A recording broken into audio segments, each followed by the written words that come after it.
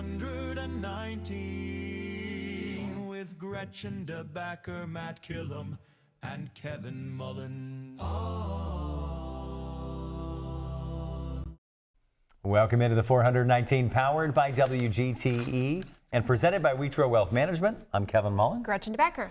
No Matt Killam today. No. You just feel a lightness in the air. Yeah, well, you know that happens. So I missed a couple days last week and earlier this week, and I missed a day. You and now did. He's missed a day. I know. Yeah. But every time I miss a day, you morons make up some excuse as to what I have going on. You've had many surgeries, according to Matt. Which is not a fun... Taking things out, putting things in. That's right. And so I decided that today, I think Matt is having one of the things that I had removed. He's having... You saved it for him. He's having it installed. He's a recipient. That's right. So that's just... That's all we can say because of HIPAA. That's right. Well, HIPAA doesn't apply to people. I know. Okay. That's the joke. It is always encouraged when you tell a joke, you have to tell somebody. One of the things, since Matt's not here, that drives him the most crazy is when he says a joke and then I just try to explain it or be like, well, that's what that. It makes him incensed because he wants you just to laugh at the thing he said. Yeah. And not, well, right, and don't explain it. Right. And don't build on it. Don't take credit for his joke. I don't think credit is the situation, is the issue. More like inspiration. Yeah, okay, that's fair. Okay. We are taking a look at our Toledo.com community calendar driven by TARTA. Some really cool things happening this weekend. And our friends at Toledo.com curate a list to say, if you got to do something, here's 5 great things that you can do across Northwest Ohio. We're going to take a look at those in a minute. We've got a great show. We've got Natalie Gray. Amazing. Is going to be on talking about young artists at work. Yep. We'll have Maureen Brogan from the original Sub Shop. Yep. And then Scott Schwab. Yeah. He's going to come on and he's talking about Moses Fleetwood Walker. Yes. You know who that is? I do know who Moses Fleetwood Walker is. I don't know who Scott Schwab is. Scott Schwab is a local attorney, legendary local attorney, and he is super into Moses Fleetwood Walker. There's a Moses Fleetwood Walker association, and they meet, and they're just trying to get the story out about him as a baseball player and his life, and that he was from Toledo and all that kind of stuff. I love it. Yep. All right. Well, that'll be a fun conversation. Yeah. Again, this is really core to who we are as a program, is that there are so many incredible people that have these awesome passions and projects and things that they're doing to make our community better. We've got 3 people on the program that live up to that bill. Exactly right. Excited to hear from each of them. So, all right, let's dive in. Some cool things happening this weekend. What's on the calendar for our Toledo.com community calendar driven by TARTA? Even though Matt, again, supports Matt's position that we talk about musicals too much on this show. We should talk about It's a musical-heavy show. This weekend, you can see the Neil Diamond musical, A Beautiful Noise. That's going to be at Stranahan. It's the tour. So that should be cool. The Rep is also, and it's not on the list, but I'm just mentioning again, the Rep is continuing their run of Fiddler on the Roof this weekend as well. So, is the Neil Diamond musical, does it have well-known Neil Diamond songs in it, or is it, I imagine there's some new songs written as well? I believe that is the case. I've never seen this, so maybe we should go to it. I have a sense that it's maybe his life, but as opposed to what? Just his songs, but about other people. His favorite meals? Yeah, I think it's about the time, it was about aliens. Okay. Yeah. Yeah, that was the beautiful noise. And then how the musical, right, that's what it's about. Okay. So anyway, go see that at the Stranahan. And then there's 2 events, many people that are government employees and many others have this coming Friday off because it's Juneteenth. And so there's a couple of celebrations, things that you can do instead of just having a day off to commemorate the day, have some thoughtful and fun activities with kids and families on the day. Toledo Museum of Art, first up, is having their annual Juneteenth celebration from 11 to 5 at the library. It's totally free. A lot of the spaces will be open. Their family center is open for kids to come in and do stuff. James Dickerson is going to be there, local photography legend. So lots of artist interaction, food trucks, things to do with kids and families, things to view and see, and also all the programming at Toledo Museum of Art is also always excellent. Love it. Some great opportunities there on Friday. And then Toledo's Juneteenth celebration is also on Friday, but it's in the afternoon. That gives you the opportunity to do both of these things. You can go to the art museum from, let's say, I'm just making this up, 11 to 2. You get a little bite to eat downtown. You head right over to the Glass City Metro Park. Starting at 3:30, you can go to Toledo's Juneteenth celebration. They have live music, local singers, local performers, food trucks. Obviously, you can see the beautiful Glass City Metro Park. And also, they're going to have tons of vendors that will be available for that celebration on Friday from 3:30 p.m. to 9 o'clock p.m. All right, so we got ourselves two full days to of the stuff weekend. already. Yep. What's happening Saturday Sunday? Night is Toledo Night Market at the Farmers Market. This is such a cool event. Have you been It's to great. it? Yeah, Fancy Moreland, who runs the night market, does such a wonderful job. It's so great. You got anything you need for upcoming gifts. There's all kinds of local stuff to buy, local artists. The regular foodstuffs are usually available as well. Anyway, it's great. It's free. Something to do. The weather's supposed to be lovely this week. Nice, cool walk through the farmers market will be very fun on Saturday, June 20th in the evening. And also, again, double up. Go to night market.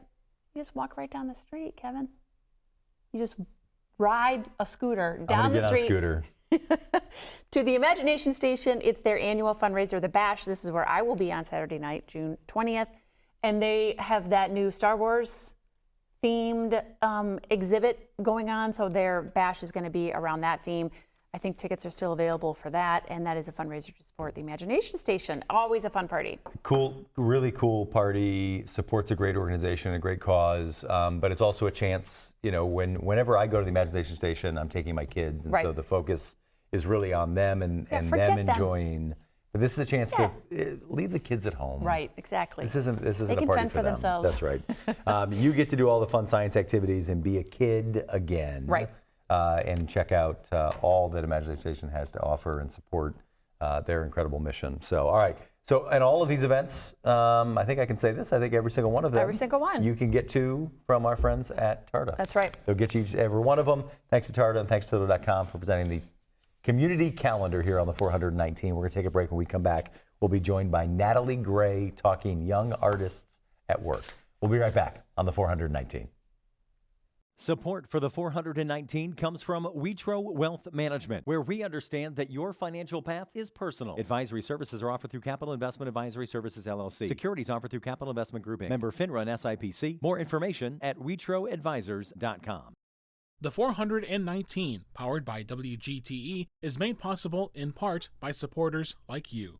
Thank you. Welcome back into the 419, powered by WGTE. There's so many cool things happening in Toledo. When you look around, there's so much beauty around our community. The public art is fantastic. And there's some of the projects that are happening that you may not realize how cool the artists really are, because they're young artists at work. We're joined now by Natalie Gray. Natalie, you are with? I work with the Arts Commission. The Arts Commission. Overseeing, so what is this Young Artists at Work program? Thank you so much for having me. We're so excited you're here. You are, before you get into it, don't tell Nathan or Mark or Jennifer, Okay.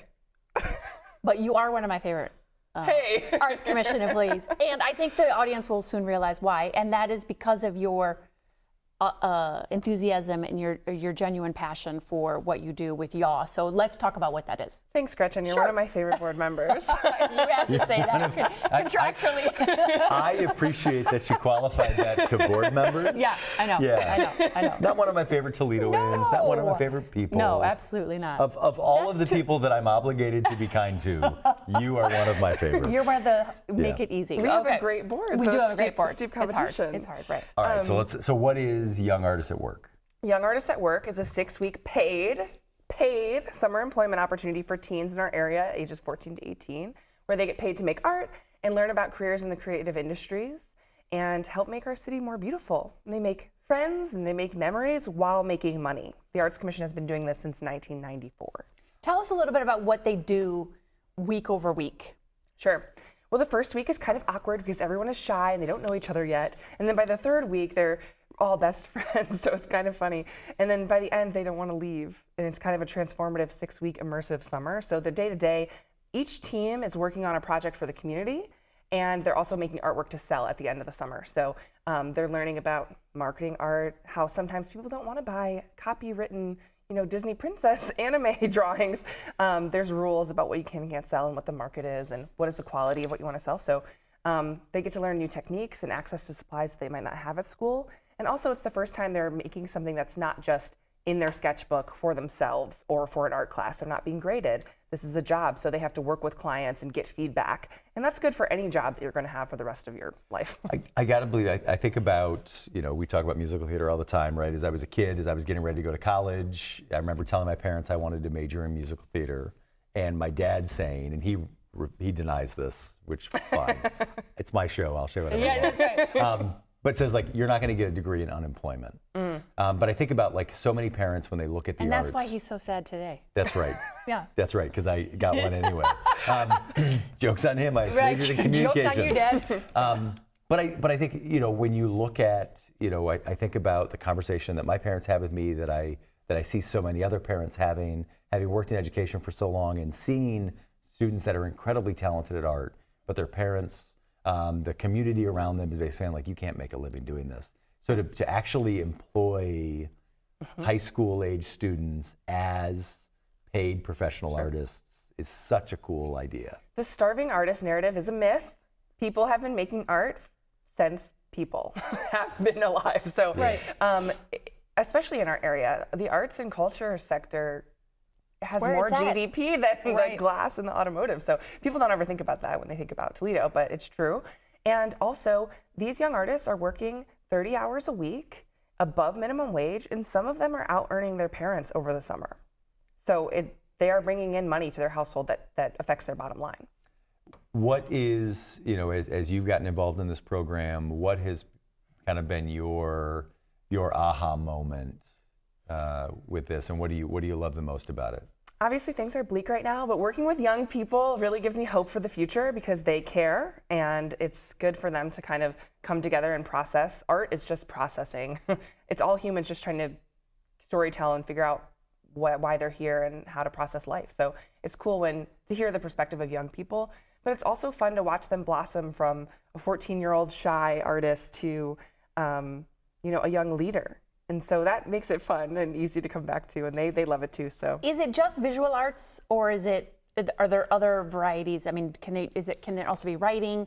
Is it what else is it? Great question. It's mainly visual art now, but over the years we've had a dance team, theater team. In 2004, they created an album that was really, really good. So it depends on the year and the staff. Whatever their expertise is kind of what we do. So if we hire a photographer or a fiber artist, we'll focus on that more. And then tell us about the community projects. One of the things that the recent ones that many people may have seen, we just were talking about the night market, which people might go down to this weekend.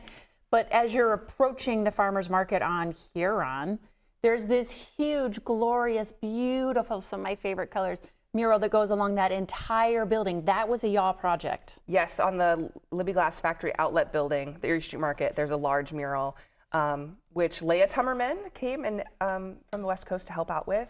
It was one of the biggest projects we've ever done, and it was a really impressive feat. And I sent a picture to her, and I said, "Just remember that building you were storing all your art supplies in, where those kittens were being born? That's now a really fancy ice cream store and all this other stuff." So I was like, Toledo's kind of changing. This little corner has been transformed, and it's due in part to some of the beautification. What are some of the other projects that I've worked on in the past, the community projects? Sure, that's a huge one that people would recognize. Right across the street from that on the farmers market itself is a mural. There's, art. Over the 30 years, there have been all kinds of projects. Those robots down by Imagination Station were Young Artists at Work projects. Oh, really? I think when our CEO, Mark Folk, was an instructor back in the 90s. And then... Why do you say it like that? Back in the 90s. Because I make a joke that... He's been there a long time. Because she probably wasn't born then. Back in the 19... Don't answer that question. I know the answer to it. I don't want to hear it. I've learned not to make the joke anymore. It's best people not don't to. Like it when I do it. All So. the way back in the 1990s. And by people, you mean people that were in high school in the 90s. I wasn't in high school in the 90s. again, we just got finished saying that's annoying. We actually just hired somebody who's a teacher who was in the program in the 90s. So people always come back. Alumni come back, teachers come back. We have second generation apprentices whose parents were in the program. So I think that's a testament to the impact of the program when people come back. Let's talk about the just process. I know for this year it's already finished. How many applicants do you get? What are they applying for? What do they present as part of their application? And then who looks at the applications to decide? Great question. Okay, typically we begin our recruitment kind of at the end of the year, beginning of the year, and then we close it pretty early. Most kids start looking for a summer job in May. We have to already have hired them because we interview over 100 applicants and we hire 45 apprentices at least. So they apply online at theartscommission.org, and then we have volunteers interview everyone. So if you submitted, you're invited to interview if you show up. And you're asked just about yourself and your art practice. And if you have any art to show, great. If not, I say write a poem on the way over here because not every 14-year-old has had a job or has a portfolio. Right. But the idea is, as an apprentice, you're learning on the job. And if you get hired, you would leave with all of that stuff and you know how to apply for a job when you get back. So we do know it is the earliest professional development for some people. So those are all really good questions. They're asked about, their art practice and who they are and what they want to do this summer. And so it's more competitive for the returning apprentices who want to come back. They know what they're interviewing for and they know what's at stake and they want to spend their summer this way. Right. When you don't know, you've never done it before, you're just kind of like, yeah, I need a job, Yeah. Back in 2017, 2018, I was working at Cardinal Stritch and they created a class that was public art. That was the two art teachers we had at the time were fantastic. But they were taking kids out and they were doing murals and public art and studying it and creating it. And that was before, it really feels like this moment right now, we're really embracing public art in a new and creative way. I'm curious if that momentum is changing some of the experience that students are having coming in, some of their educational experiences, right? Are the art classes taking on more public art mural projects versus like, hey, here's a canvas, go make your own thing? Cardinal Stritch, I know another Catholic school, St. Ursula, is doing a mural class as well. So I think that's wonderful for people to work on site and also work collaboratively. I think a lot of artists are in their studio alone. And so something like a mural where you have to interact with the community, share your ideas, be vulnerable, get feedback and rejection is a really good exercise for everybody. So I think so. But I also think there are some kids who don't have art in their schools, and that's why they love Young Artists at Work because, I don't really get to do this during the school year. So I don't have access to these kind of supplies or this kind of mentorship, and we have wonderful artists that we work with. So yes, I would say yeah, but I'd also say that it's supplementing some other art programs and even socialization that some of these kids had like during the pandemic, they needed to kind of heal from that together. Are you an artist? My background's in dance and performance and theater. You guys talk about musical theater a lot.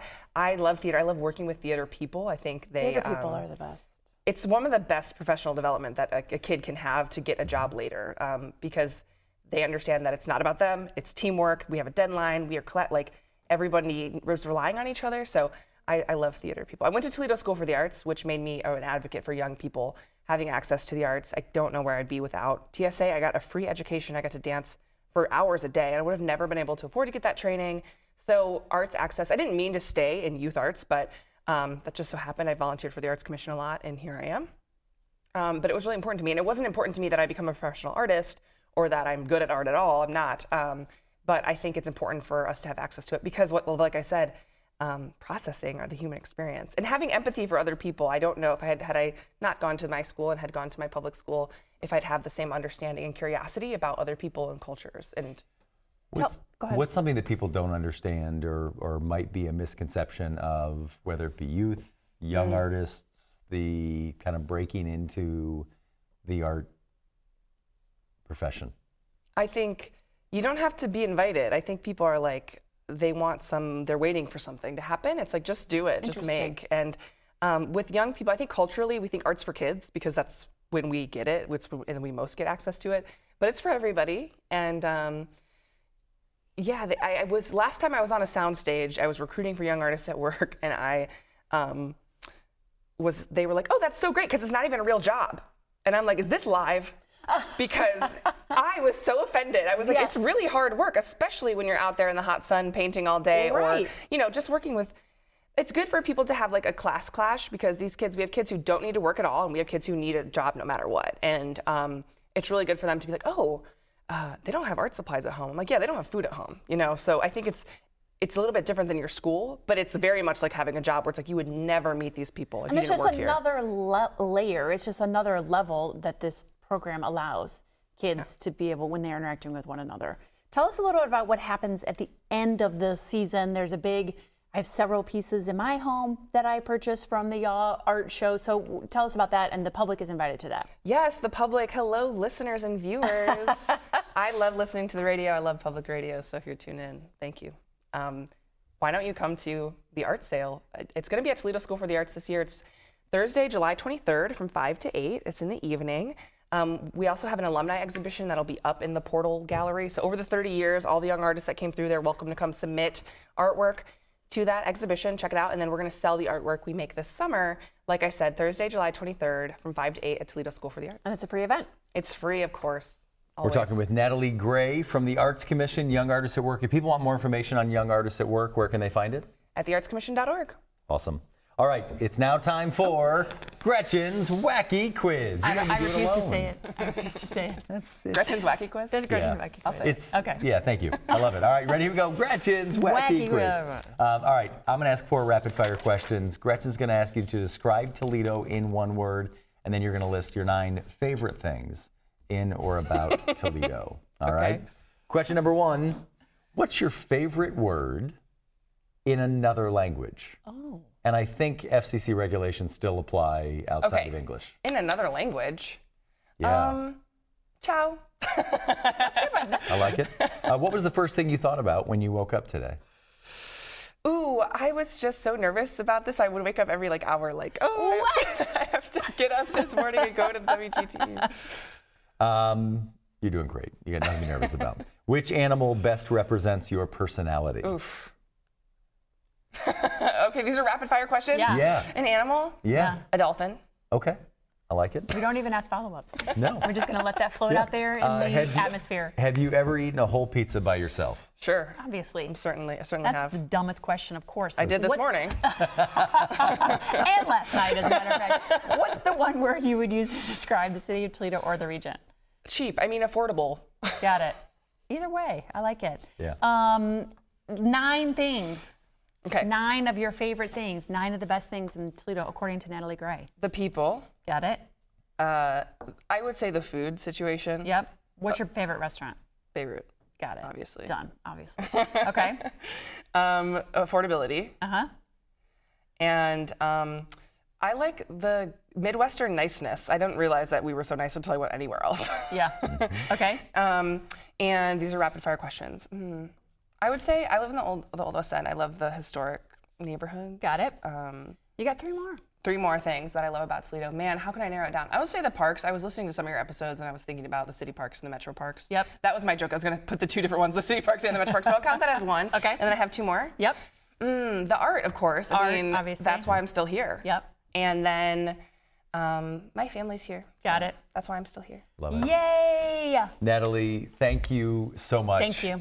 You're awesome. It's so the mural by the Erie Street Market was kind of my first awareness of Young Artists at Work. A student of ours at Cardinal Stritch was involved in that project, and it was just it's so cool to see it pop up. The work you guys are doing at the Arts Commission is incredible. So thank you so much. Again, one more time, if people want more information on the Arts Commission or Young Artists at Work, give me a website where they can find it. Go to theartscommission.org for more information. Art is work, and thank you so much for having me. Awesome. Natalie Gray, thank you so much. We're going to take a break. When we come back, we will be joined by, I think, Scott Schwab, talking Moses Fleetwood Walker. We'll be right back on the 419. To me, community means connecting to others. I'm Donnie Miller, and welcome to The Point. We're a community committed to education. Discover new ideas, dive into exciting subjects, and engage with the world around you. I would send them personally a t-shirt. Crime doesn't pay in the Old West End, pass it on. That's how we cleaned up the neighborhood. vision loss for people is not the end. It's a story. It's the next chapter. WGTE Public Media invites you to get out and play day. The 419 at 7 a.m. on YouTube, 3 p.m. on FM 91, and 6 p.m. on WGTE Connects. It's the 419, powered by WGTE. WGTE, where you come to watch, listen, and learn. Welcome back into the 419, powered by WGTE. We said at the top of the show, there's incredible folks in Toledo that have got passions that they're excited to spread to make our community a better place. We're joined now by local attorney, legendary attorney, by Gretchen's statement. That's right. Scott Schwab, thank you so much for joining us. Scott, on my kind of show notes, it says that you're here to talk about Moses Fleetwood Walker. Obviously, I'm a baseball fan. I'm a Mud Hens fan. But admittedly, I don't know enough about Moses Fleetwood Walker. So let's start there. If people aren't familiar, who is Moses Fleetwood Walker? Okay, well, thank you both for having me this morning. Moses is, by our accounts locally, the first black professional baseball player in the major leagues. He was born in 1857, and he played 1 year in 1884 for the Toledo Blue Stockings, who at that time were a member of the American Association, which was a major league ball team at that time. They were sort of in competition with the National League. They were the lesser major league, but they were a major league ball team. And Moses had played in Toledo the prior year for the International League team, and they became again a major league team. But he was a catcher and well respected as a player, and I can give you a little. And there's a dispute as to who other people may believe was the first black player in the league. There is a reference in some of the mythology about a ball player who played in 1879, one game in the major leagues. I can't recall his name offhand, but he was of mixed blood, but passed as a white player, and for that reason, most of the historians think it's more appropriate to make Moses the first. And what happened to the league he played for? Did it become one, or did it just go away? It went away. Okay. There was a lot of transition. Back in the 1880s, there were a number of leagues that came and went, both the American Association, the Western League, the Eastern League, but a lot of, the only thing that was stable was the National League, which carries on obviously today, as does the American League, which really started to get entrenched right around 1900. And just before, Kevin has probably many more better questions than I have, but No, you're when great people at were sports, playing baseball in the 1800s, where did it come from? Was it after some other sport from someplace else? Do you know what the origins of the kind of game they were playing then was? Well, they were playing a game similar to what's played now, 60 feet 6 inches, the most perfect distance in sports. It still was the distance then, and they played in Toledo at League Park, which is actually at downtown on not now, at 15th Street downtown, and had played prior to that out in the Point Place area at an earlier ballpark. Why? I mean, Jackie Robinson is sort of most famously recognized as breaking the color barrier in baseball. Why does Moses Fleetwood not get the same recognition? A question that the society here has been asking for a long time, but Jackie Robinson, some of the literature will tell you integrated baseball. Moses Fleetwood Walker and the activity that surrounded him segregated baseball in 1884. He was almost universally castigated by a lot of the higher ups in baseball, and only because it's sort of a dichotomy. You know, there was a lot of animus against him. There was a lot of animus as Branch Rickey brought Jackie Robinson in to integrate, and it's an interesting balance. What's your hope, like for the society? What's the goal? To bring information about Moses to everyone, and we've been around for 20 years now. I would be derelict if I didn't mention Peter Wagner, who formulated the society about 20 years ago, who's a local attorney and got it off the ground, and our friend John Hussman, who's a local treasure, who I'm sure you know, Kevin. Yeah, John's great. Who wrote Baseball in Toledo, which is I recommend the book if you haven't read it and are interested, and also writes for the Society of American Baseball Research, SABR. And frankly, anything I tell you about Moses, I'm pirating from John, so I want to give props to him. What else do we know about Moses' life at that time? So Moses was born in 1857. You're hitting my strong spot now. Got it. He was born in Ohio, which is interesting. He's an Ohio guy, born in Mount Pleasant, which is in eastern Ohio, near Steubenville, and was raised in a community that was a Quaker community and sort of an abolitionist stronghold. There's some question, if you read the various research, as to clearly his father was a mixed race gentleman. His mother either was white or mixed race. You can find either in the references.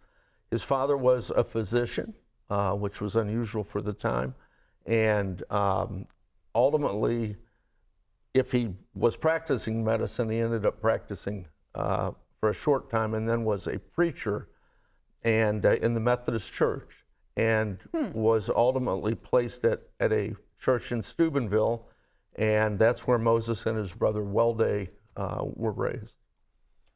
Of all the things that you could spend your free time doing, of all of the fights that you could pick across Northwest Ohio and the country, why? Why is this, like, what got you interested in this, and why do you continue to pour your heart into it? Again, I'm a baseball fanatic. I am interested in Moses only because, well, not only because, but because of the fact that he broke a lot of barriers at the time, and he met a lot of resistance and persevered. And when he left Toledo, when he left the ball team in Toledo, he actually lived here through, I think, 1886, 1887, and raised 3 kids here as young children before he moved on to Syracuse. And he's a Renaissance man. You know, the part that is important to me in addition to his baseball is that once he left the game, he was an inventor, he was a businessman, he worked for the post office, he did a year in prison for mail robbery. He's many-faceted, but growing up, he started out at Oberlin University, which at the time was the first university, not at the time, still is the first university to have an open admissions policy for African Americans. He was there for 3 years. He played baseball. And his last year there, Oberlin beat the University of Michigan in a ball game, which caught the attention of the University of Michigan. And I don't know if there were NILs there, I suspect not, but they recruited Moses to come to the University of Michigan. And he went to Michigan, and in 1882 played for the U of M. And most of the research will tell you that he was the first Black varsity athlete at U of M. Wow. And played for the University of Michigan. Studied law. That's quite a legacy. Could you, in 1884, live on the earnings of being a professional baseball player? Reportedly. Okay. Because he was, if not a star, a very solid ball player. His earnings were estimated maybe at about $2,000 a year, which at a time when laborers were probably making $10 or $15 a week was a very good living. And So he did do well, and the thought is that the money that he earned while he was playing ball allowed him to go on and enter into a lot of business ventures, which he did after he left baseball in the 1900s. Do you know what he invented? I do. He invented two very disparate things, which is interesting. He invented and patented an exploding artillery shell, okay, for which the patent exists, and he was a projectionist at a couple. He owned opera houses, both in Cleveland and then for a long This guy time is all over the map. in Cadiz. I don't know if I'm saying that right. Cadiz, Ohio, and spent a lot of the 19 teens running that opera house there with his brother, and they did live shows and movies, and he invented a two-reel projection system that allowed you to know when the first reel was going to be done and start the second reel. Exactly right. Oh my That's also gosh. patented. And I'm not even telling you the good part of his legacy, which is in 1891, when he was playing at Syracuse, some of the local citizens late one night, while probably under the influence, accosted him. He caused the death of one of his assailants, stabbing him in the groin.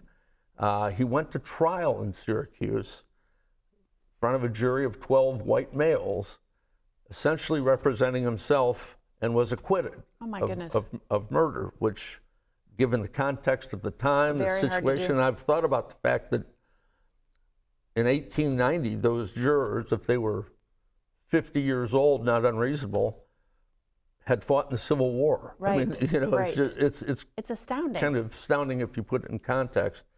But that trial was then. That trial became a play written by a gentleman by the name of Irvin Gardner called The Trial of Moses Fleetwood Walker, which was put on in Chicago at the Black Ensemble Theater, which I will tell you, I actually Have you seen it? I went to see it, yeah. That's amazing. And met the playwright. Wow, what a story. Yeah. We're talking with Scott Schwab about Moses Fleetwood Walker. What do you hope people, I mean, obviously there's a side of this that, let's give credit where credit is due. Yes. But what's the lesson that you're hoping people take from this, from learning more about Moses Fleetwood Walker? Just for all the absolute appropriate props that go to Jackie Robinson, Moses was pretty cool. Yeah, it sounds like Moses it. did a lot of stuff, and Moses suffered a lot of abuse on the field and off. When I was at the Hall of Fame several years ago, and the Black experience was, they had an exhibit there, and they had the letter that was sent to the Toledo team when they were on their way to play in Richmond, and I have the letter, but it essentially said, if the Negro catcher suits up, we can't guarantee his safety on the field. Wow. And if you think about that, now, in fairness, he got hurt and didn't play in that game. Yeah. So they avoided the possible conflict, but I think he would have played if he could have. What's something that people should try to perceive or notice the next time they go to a Mud Hens game?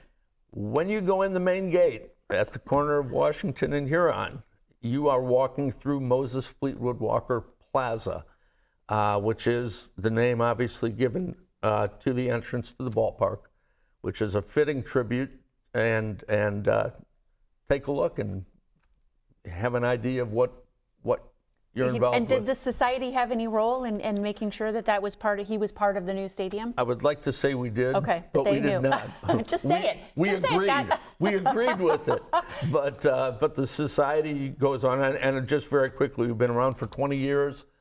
We raise funds through an annual event, which funds inner-city baseball now through the City League. Great. And we have, over the years, donated to the Boys and Girls Club, their programming, the Toledo PAL program. Yep.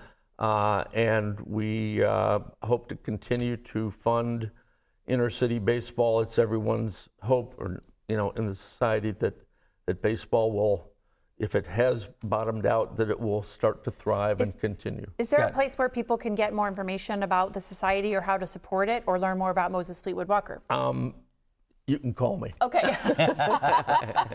And I'd be happy to talk to you. Okay. And I think at one point John's contact information was on the Mud Hens website. John Hussman. As the team historian as well. He is a treasure. I mean, he's a wealth of knowledge, and like I said, 80% of what you heard from me is stuff that John has researched and written about. Thank you so much. That was so interesting. We appreciate it. We're going to take a break. When we come back, we'll be joined by Maureen Brogan from the Original Sub Shop. It's the 419, powered by WGTE. Support for the 419 comes from Witro Wealth Management, where we understand that your financial path is personal. Advisory services are offered through Capital Investment Advisory Services, LLC. Securities offered through Capital Investment Group, Inc. Member FINRA and SIPC. More information at WitroAdvisors.com. Destination Toledo. Whether you're a local or a visitor, Destination Toledo invites you to explore the region and be a tourist in Toledo. Find events, dining, and things to do at visittoledo.org. WorkSpring.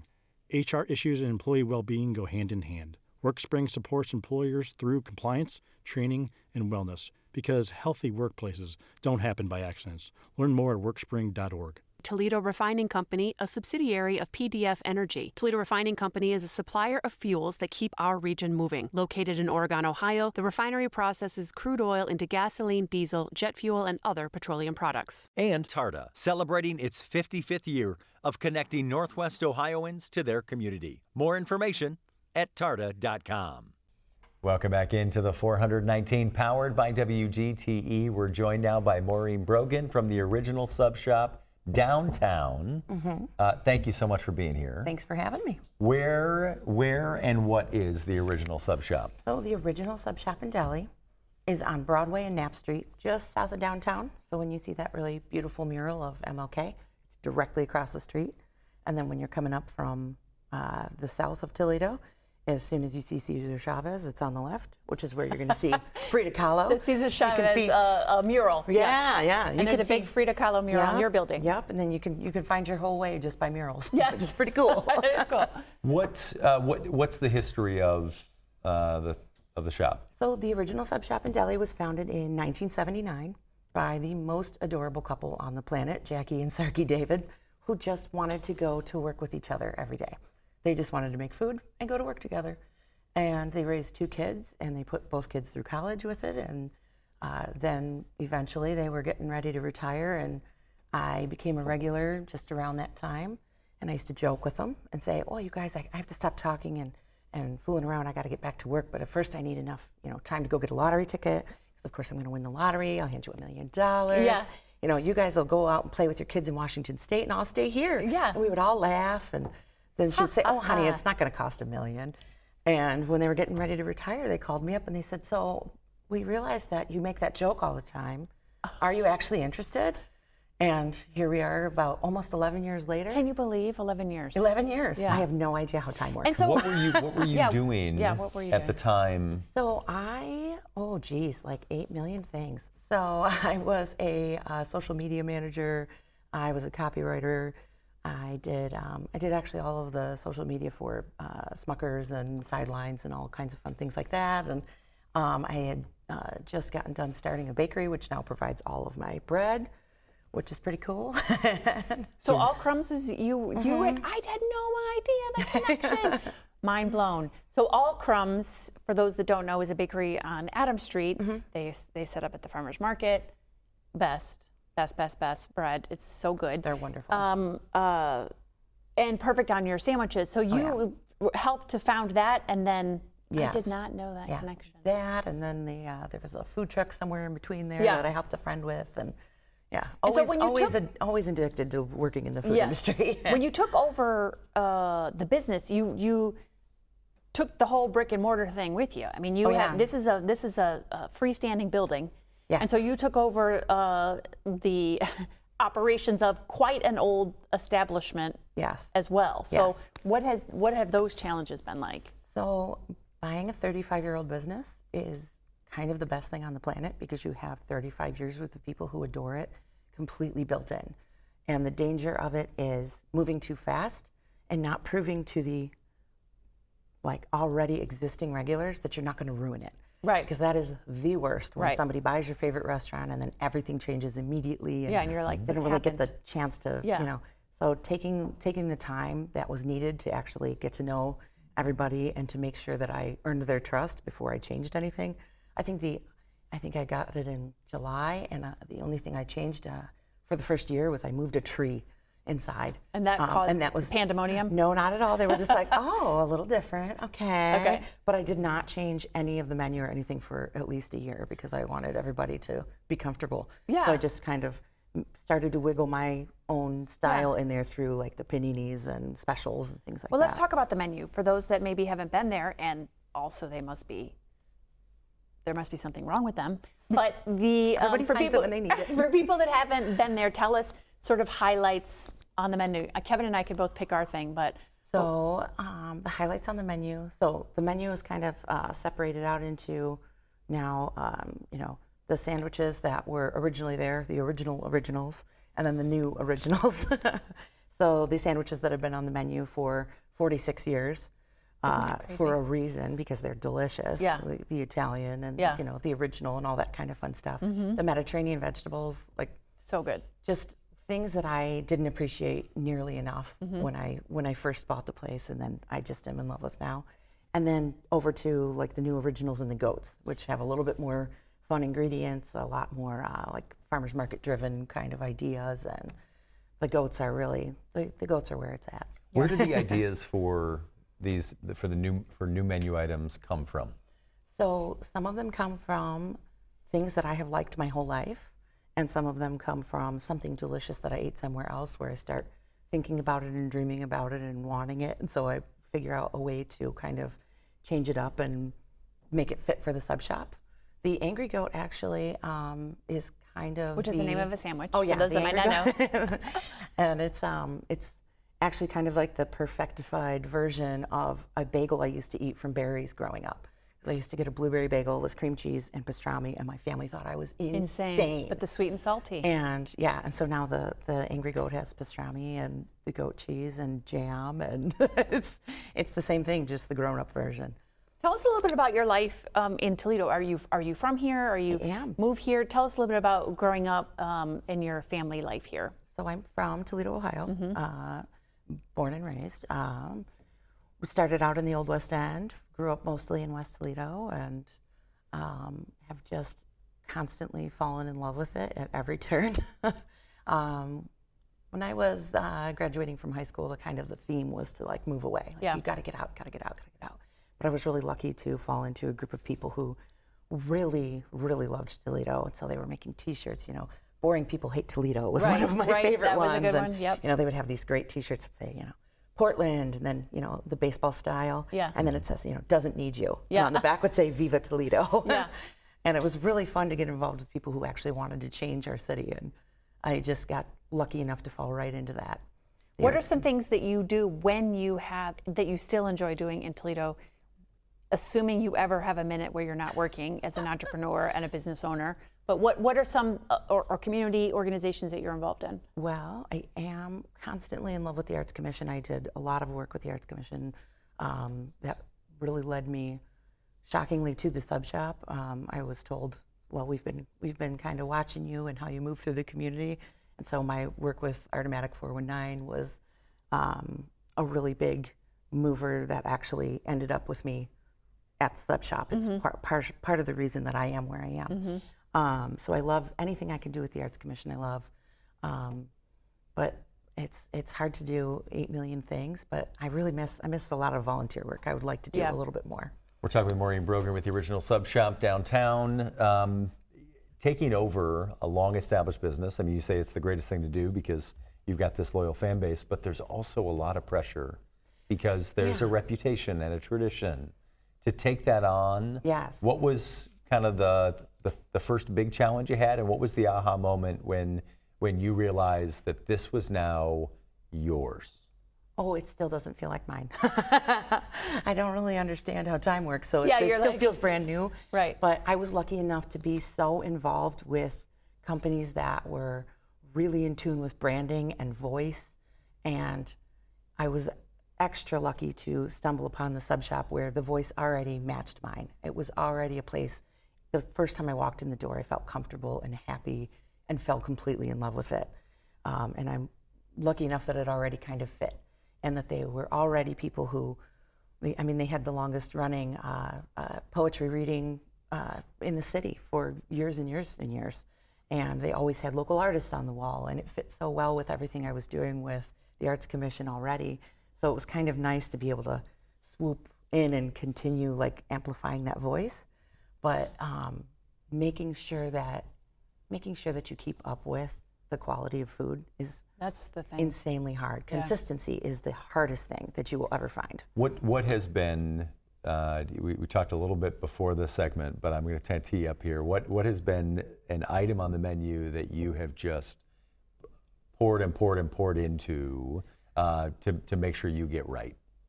Honestly, that would be the Angry Goat, because as crazy as it sounds, the ingredients are always changing. Doesn't matter if you buy it from the same company, especially after the pandemic, all of the supply chain, everything completely changed. So you're constantly dealing with ever so slightly different ingredients, and you're trying to make sure that the quality stays the same, or a company changes and gets bought and everything goes downhill. Like, you always have to be paying attention to that. So pouring into that and making sure, that's the other reason we use different jams all the time, so that you kind of don't get bored of it. Yeah. You know, there's like a base flavor to it that you know you're going to adore, and then there should be a little tiny surprise in it at all times. Yeah. So you have to make sure that you're constantly changing just enough to keep it interesting, but not enough to completely throw off your beloved regulars. You also have a, which seems unusual for a sub shop, but you also have a chocolate chip cookie that you believe you've perfected. My definition of perfection is crispy edge, more soft middle. So is that what you believe you've perfected that? It took me 20 years to perfect that. Yeah. Is it the baking soda? It's not. What is it? You're not going to say. Is it the Oh, I butter? could Is say. it the temperature of the butter? It's so much If I keep things. guessing, will you say it? I'm not a gatekeeper. I'll tell you everything. Okay. So it has to do with the vanilla and dark brown sugar instead of light. But the vanilla was a real trick, because. So do you use paste now, or do you use? No, I actually use mostly real vanilla, but there has to be a splash of imitation, because you got to get that little candy effect. Yeah. Which sounds a little bit crazy, but it just drove me nuts. I had the perfect vanilla and I loved it, and they discontinued it in 2020, and it absolutely drove me nuts for about a year trying to find the perfect combination. And if it has too much, if it has too much alcohol in it, it makes it too crispy and too dry. There's so many tiny details that go into it. It's science, and I love that. And I finally, at some point in the last several years, gave up trying everybody else's recipes and finally decided, okay, this is the ingredient I like for this, and this is this, and I want this to be chewier, so I want more fat, and this, and finally got it to the point where it's the same cookie every time. So I'm so interested in this that from a, friends of mine that own and run restaurants, I always ask them the similar question. You've got so much passion around this, and I mean, you say like it still doesn't feel like it's yours, but the reality is it is, right? And you act as though it's yours every day. Yeah. How do you get the folks that work with you to take that same level of ownership and pride? Well, I am the luckiest person you will ever meet. It is absolutely factual. And I'm really lucky that when I advertise that I'm looking for people, there are people who already love the shop that want to work there. There are people who haven't had a chance to work there, where they say, well, I needed to do this, this, and this, and now I'm finally ready to be able to do, a little bit more food work, and they can enjoy it. But also making sure that you listen to your employees, which I try to do as hard as I can, and making sure that anything they want to do is listened to, because that was one of my least favorite things coming up in restaurants, was when you had a really good idea and you thought it would really, customers would Make love it, something and great. it would be really great, and it even aligns with, the branding and the message and everything, and then, the owner doesn't have enough time to even think about it. So if somebody has an idea that they're excited about, letting them run with it is the best thing you can do. What does the future look like for the sub shop and for you? Like, are you thinking about next things? What's your plan? Kind of, the plan is always to be loving up the building, Because of course, if you buy a building, anything over 100 years old, you're just the steward. Yeah. You are just there to make sure that it stays happy and dry. And, dry. And as well loved, and all the ghosts are taken care of. Yeah, that's right. That's how we feel about Gretchen. Yeah, that is. Yeah, same exact thing, girl. If somebody has never been to the original sub shop and they're going in for the first time, what should they order? What should they do? Okay, so if they are an adventurous eater and they like spicy, they should immediately go for the Ingrid Goat because it also has our house-made habanero hot sauce on it. And if they are a traditional eater, they should immediately go for the original. So they can have something that's been beloved for 46 years. What is the original? The original is ham, mortadella, and salami. And it is smoky and delicious and bizarrely refreshing. Yeah. The Reuben is also fantastic. Oh, the Reuben is wild. I'm very proud of that. It's so good. It's so good. Yeah. So, Maureen, thank you so Thank you much so for much. joining us. Now we have to go to the If original people sub. want, so give me the address. 402 Broadway.